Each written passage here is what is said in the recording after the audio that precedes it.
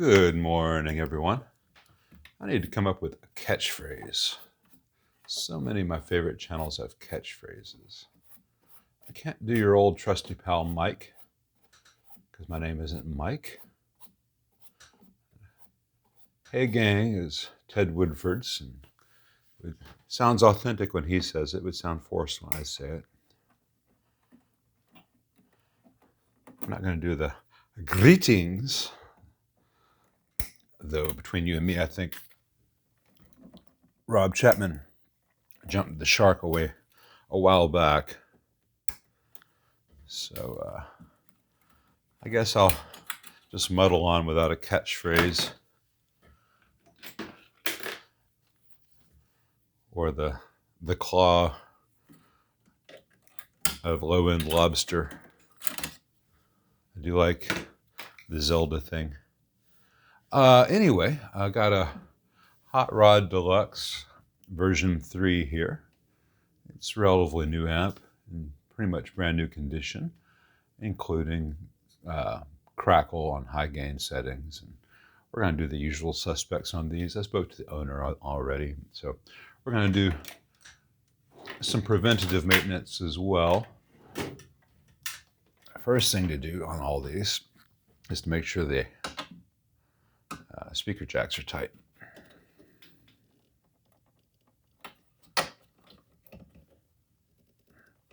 A note on the speaker jacks on these.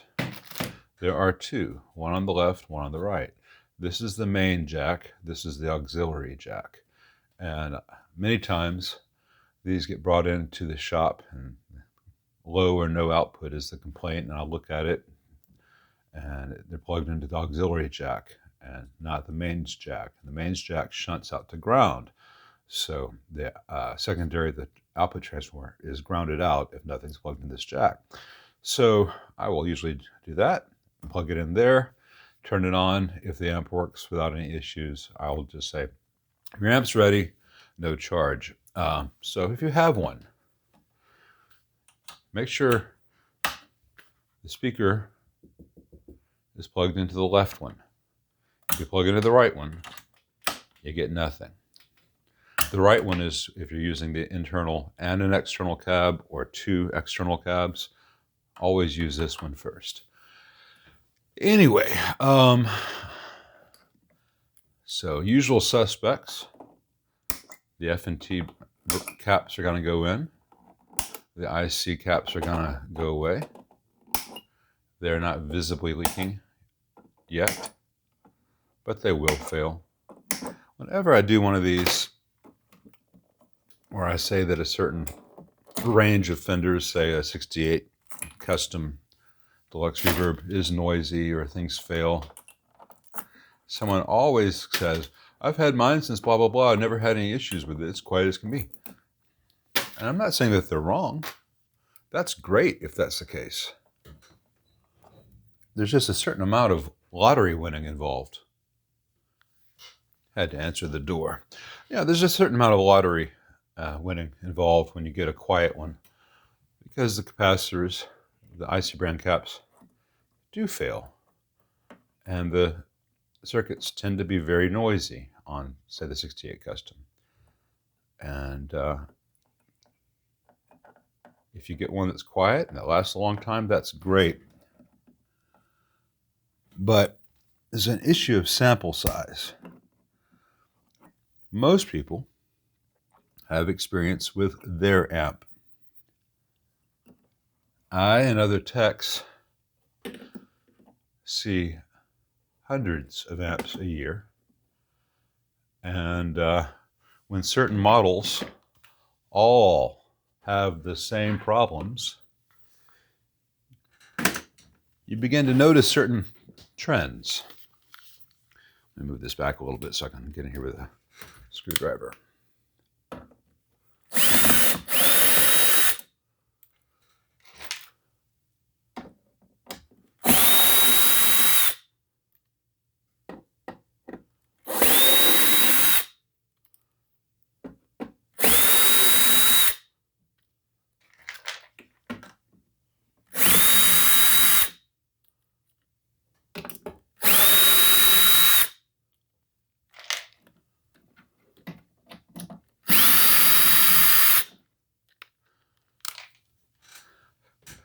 And the trends on this model are almost always that the low voltage supply stuff gets hot, and almost always that the filter caps fail. It's very common for the screen grid resistors to fail as well. We're checking that. I just remember I gotta disconnect the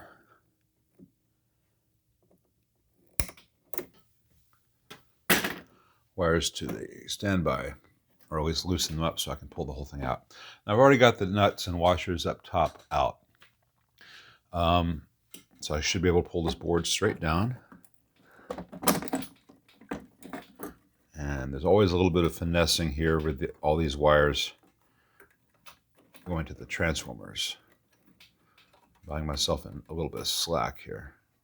I'll go ahead and disconnect some of these wires for right now. Just to get myself a bit more slack.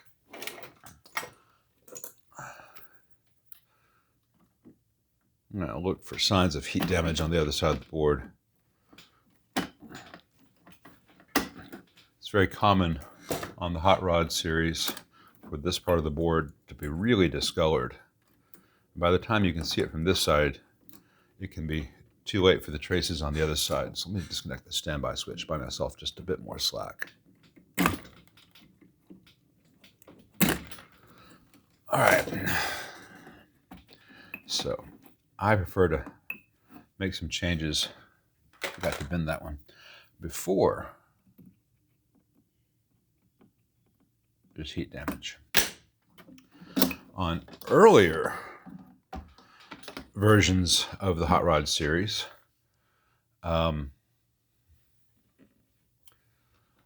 all 5 of the jacks on the board use this style washer.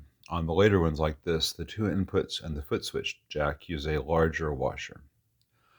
And on the amps where they're all the smaller, those jacks on the inputs fail all the time, and it's best to change them out for its switchcraft. On the new ones with the thicker washers, that's coincidental to the actual change. These jacks hold up a lot better than the old ones. But crucially, the distance from the board to the center of the jacks has changed. On the old ones, it was higher, which means that it's physically, you can't get a Switchcraft 12A in this space unless you cut out a section of the board. And I find that these, once they're soldered properly and cleaned, work just fine. So I'm looking for any heat discoloration. And the good news for the owner is that it is very, very minor, only here around this one diode, but no damage to the traces or pads has happened yet. So I'm going to put in new components, and these 5-watt resistors and these 5-watt diodes, the new ones will be the exact same values, just mounted off the board, 1/4 inch, 1/2 inch for some airflow. That both lets air get through them, means that any heat from the body of the components won't be right up against the board, and means that their leads will be longer. And a lot of components dissipate heat through their leads. So the longer the lead can be, the better the heat handling is.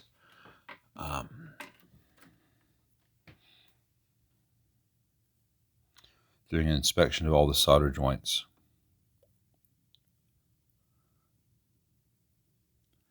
These all look good for now. I'm going to remove the old solder and flow some good leaded stuff on the input jacks, because that's a critical point. And I see, let's see here.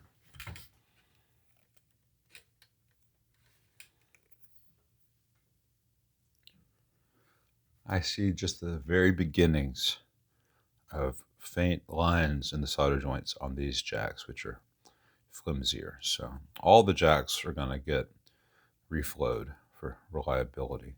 It doesn't take very long, and it's really worthwhile. And you can just see the beginnings of the darkening of the traces here from heat, right around where this diode is, and a little bit where this resistor is. So we have done this in the nick of time before the damage becomes permanent. And again, there are people who will see this and say, I've never had any problem with mine. Great, that's a sample size of 1. Anyway, let me get started on the stuff I know I need to do, including removing the old capacitor leads. And then I'll scrape up some of the old silicone. We'll put some new on there. And then we'll take a look at the output tube board and some considerations there. I want to call your attention to something. These are the solder connections for the filter caps on this model. And the leads are just coming through and just a tiny little bit of solder there. Now granted, they have some silicone on the other side, so it could be a lot worse. But when I put the new ones in, there's going to be some reinforcement, mechanical reinforcement before any solder is applied. So let me get those leads out and show you what I'm talking about.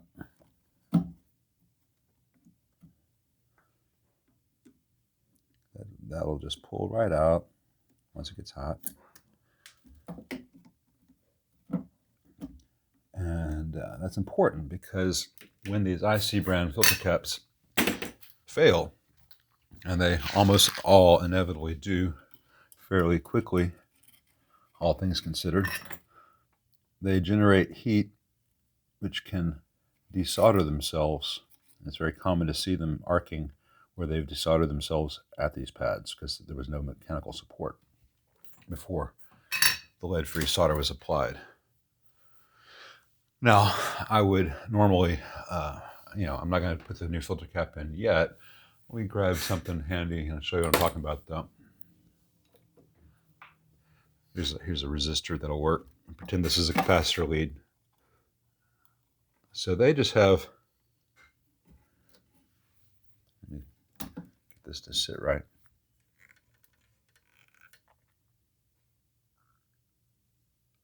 So in stock form, the lead comes through here, they solder it, and then they snip it. And that's all there is to it. What we're going to do with the new ones is we're going to put the lead through, and we're going to give it a bend, a mechanical bend, and then solder and snip it. Actually, we'll probably snip it, then solder it, so there won't be any potential stress to that solder joint. And when it's done at both sides, that will have good mechanical connection to the board. It's not just relying on the solder to be glue. So let me unbend this resistor lead, take it out, because I got some more stuff to do. And before I put the new stuff in, I'll clean off that flux, and the flux from putting in, reflowing the solder joints on the inputs and stuff. Here in the output section, these 6L6s get hot, and they have tiny little pads with these pins coming through from the actual sockets down there. I like to remove all the lead-free solder from these because the lead-free isn't applied very heavily. It cracks very easily. It just doesn't hold up to the stress and heat. And you've got to get the old stuff out because lead-free and leaded solder does not mix. And the screen grid resistors, which go here and here, are these little blue 470 ohms. And there's nothing wrong with the resistor itself, except, again, it's mounted right up against the board. They do fail. They generate heat. They burn the board. They burn themselves. And I like to upgrade these to higher wattage resistor. So I'm going to reflow the solder joints on these and mount new resistors up here. Again, elevated off the board, better airflow, better cooling, less likely to damage the board should they fail. All right, everything reflowed with good 60/40, good adhesion, good amount of solder, everything nice and shiny. New low mass 5-watt 1K screen grid resistors are mounted off the board for a little bit of airflow and better dissipation. Now, while I'm in this area, there's one other thing I want to check. In addition to some of the solder joints on this phase inverter not looking the best, I'll reflow those as well, and I'll check the other preamp tubes. This is more a problem that seems to correlate to the earlier hot rods See the beginning of this video where I mentioned that the earlier ones, all 5 jacks on the top panel are the same size. Correlating with that production run, a lot of failures in the plate resistors in the phase inverter, particularly the 82K here. There's an 82K here and 100K here, and we just lost the bench light because the power went over 130 volts, and so my safety stuff cut in. Let me just talk in, it'll be a little bit dim here. I won't be able to solder until the voltage comes down below 125. This is 100K, this is an 82K. The 82K fails an awful lot. I expect this one's probably okay because they changed the kind of resistor that they were using when they changed other things in the production run. Well, I'm just going to confirm. Oh, here we go. Yay. Solder's back on. I'll just confirm that 82K really 81.3. 100K is 98.9. So I think we're okay on that. But again, like the screen grid resistors, if you have one where those are bad, it's best to replace both of them, and you can very carefully remove them and then mount them topside to get them a little bit away from the heat that builds up on the bottom of that board. But I'm just going to reflow these pins because I just don't trust that. And, you know, it starts as a tiny crack and then begins to arc, and then you get failure modes.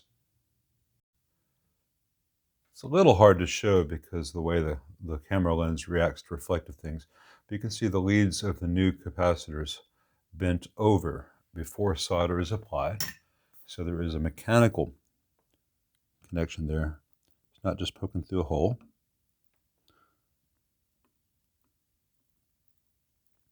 Which is good because they have very small solder pads on these things. Let me do the others.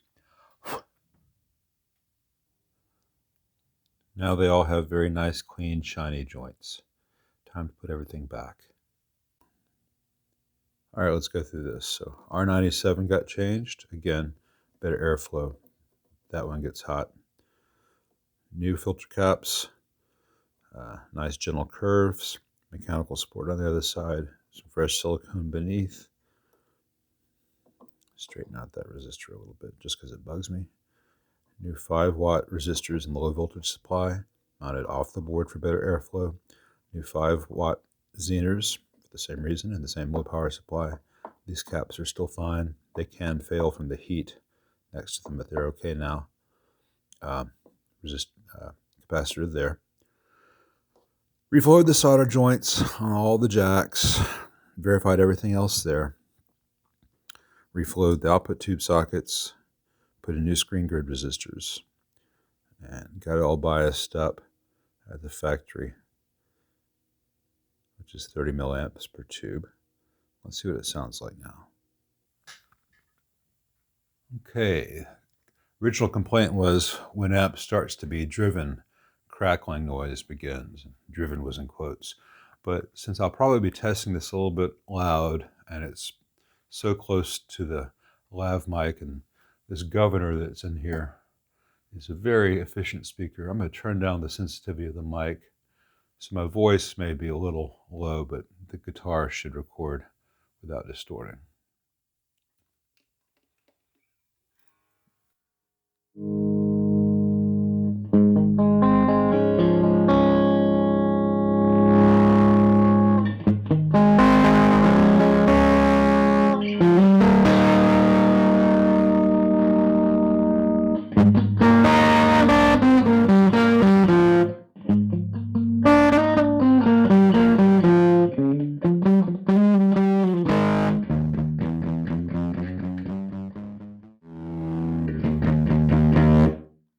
That was the amp on 10.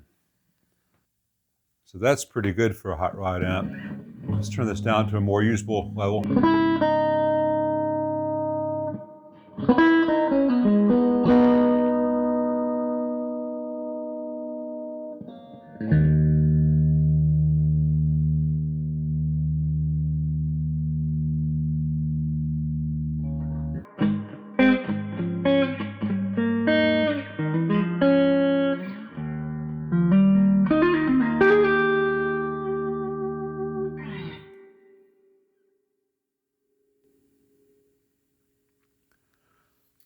That sounds pretty damn healthy for a Hot Rod Deluxe. So I think the owner is going to be very happy.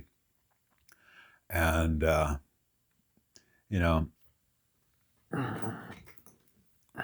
these things are relatively easy to change out. And it's so much better to change out these things which always burn the board before the burn has really, really begun. I get so many of these where things are just terrible. I've had to mount these components on terminal strips against the chassis with wires running to different places on the board because the traces are all gone, just burnt away. But I think the owner is going to be very, very happy with this. And with the sources of the heat eliminated and real filter caps installed, this thing should last another 15, 20 years before it needs major service. And I guarantee you, with the changes I made, especially in the filter caps, this thing sounds better than new. I just listened to the playback of that bit I recorded of the amp, and even with the lav mic turned down to -12 dB, there was still some mic clipping. So all the nasties you heard in that were the mic, not the amp. The amp actually does sound good in the room. Trust me. But another Hot Rod Deluxe came in where everything I just mentioned in that previous video is illustrated, including the things that people say, mine's never done that. All right, I cranked the exposure so you can see this. But 47 microfarad cap, IC brand, leaking. That 22, leaking. That 22, not visibly leaking, but I'm sure it's just as bad as the others. That 22 cap, leaking. You see all this discoloration. And you can actually see the texture of the fiberglass. Those 5-watt resistors and Zener diodes have charred this board to the point that I imagine I'll be doing the terminal strip fix for this if it's possible. I'll have to open it all up to see if there are traces left to be fixed. But that's what happens. And I'm sure that D13 there, that diode right there in the middle, I bet that would just pull right out with my fingernails. Someone already changed that. They used the wrong value, 1K versus 1.2K, but they changed that. I'm sure that one failed in the past. Someone did the screen grid upgrades, like I mentioned here, with just a tiniest little bit of extra lead length for airflow. I don't think that was enough. This is not because I'm so great, but when I mentioned I got all the flux, I think it matters. Some change stuff here.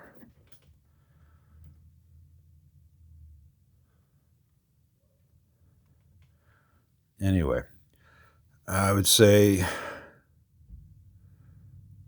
roughly 80% of all hot rods, that's the Deluxe, DeVille, 2x12, 4x10, 1x12, all have these same problems with the IC brand filter caps leak. The low voltage supply burns the hell out of the board. And I'm sure when I pull this board, there'll be some cracked solder joints on jacks and probably some pots as well. So, finish one, time to do the exact same stuff to another. But this time, they waited until it was too late. I don't know how much of this I can fix. Probably need time to get some new caps in there too. Those should not wobble like that. Once everything cooks, though, all bets are off.